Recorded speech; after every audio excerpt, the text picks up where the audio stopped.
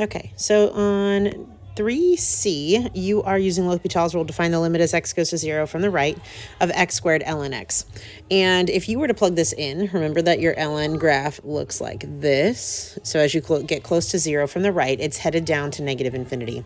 So this is when you plug in 0, you're going to get 0 times negative infinity, but still infinity. And this is an indeterminate form. So we need to rearrange this into either 0 over 0 or infinity over infinity. And that way we can use L'Hopital's rule. So what I'm going to do here is I'm going to zero in on that x to the 5th, and I'm going to move that to the bottom. So this will become the limit as x goes to 0 from the right. You're going to keep your ln on the top, so ln of x stays in the numerator, and the x will move to the bottom. If I move it to the bottom, I have to change the sign of its exponent, so that'll become x to the negative 5. Another way to write this will be the limit as x goes to 0 from the right of ln of x, and then x to the negative 5 is the same as 1 over x to the 5th. And that way, when I plug in my 0, 1 over x also looks like this. Okay, and so for ln of x, when you plug in your 0, that's still your infinity. And then for 1 over x or 1 over x to the 5th, the graph looks pretty much the same. You're going to, as you go to 0 from the right, you're headed up to positive infinity, right? So you're still getting infinity over infinity. But that's good because that meets our criteria for L'Hopital's rule. Okay, so we're able to go ahead and use L'Hopital's rule to get that the limit as x goes to 0 from the right. The derivative of the top, the derivative of ln x is 1 over x, all over. And then if we look at this version, we can take the derivative of that, which would be negative 5x to the negative 6 for taking the derivative. And if I were to rewrite that, that would be the limit as x goes to 0 from the right. 1 over x is x to the negative 1. And you have a negative 5x to the negative 6 on the bottom. And then to simplify,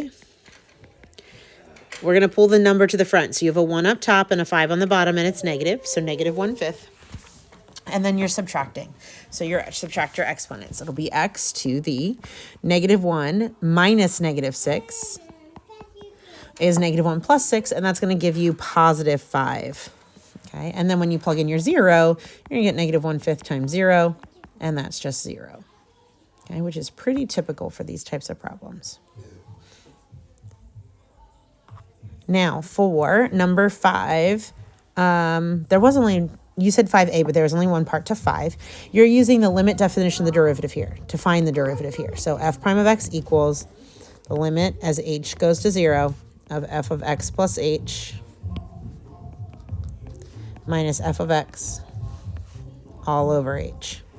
And we're going to go ahead and sub that in. So that's the limit as h goes to 0 of 1 over. And we're placing the x with an x plus h in parentheses. So it's x plus h squared minus 1 over x squared all over h. All right, now I want to go ahead and expand what's underneath that fraction. So limit as h goes to 0, 1 over, that'll be x squared plus 2xh plus h squared minus 1 over x squared all over h. Now, I want to clear out those two little denominators. So we're going to multiply through by x squared and x squared plus 2xh plus h squared. Top and bottom. When we do that, we will be left with the limit as h goes to 0. For the top left-hand fraction, we're going to distribute it to both. So we're multiplying this fraction by this part. And that means the big quantity will cancel, and I'll be left with just x squared. So that's x squared minus. And then you're going to distribute it to the other piece. So that's this fraction times all of this. In that case, the x squared will cancel, and you'll be left with that expression. Don't forget to put it in parentheses because it's more than one term. So x squared plus 2xh plus h squared. All over, and on the bottom you get x squared times x squared plus 2xh plus h squared times the h that was already down there. Okay, now in order to simplify this, we're going to go ahead and distribute here in the numerator.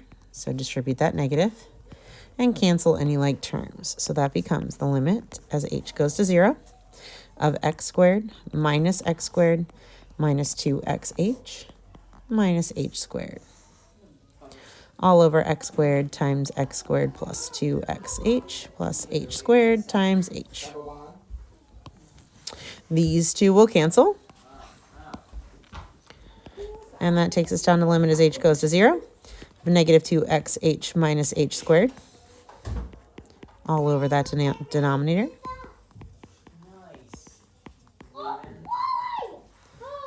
All right, let's add another page and give us some room. There we go. Now, in the numerator, you've got an h here and an h here, and you got 1 in the bottom. So you're going to factor that h from the top. So this is h times negative 2x minus h. And x squared plus 2xh plus h squared times h. And now the h on the top and the h on the bottom, because all the things are multiplied, can go ahead and cancel.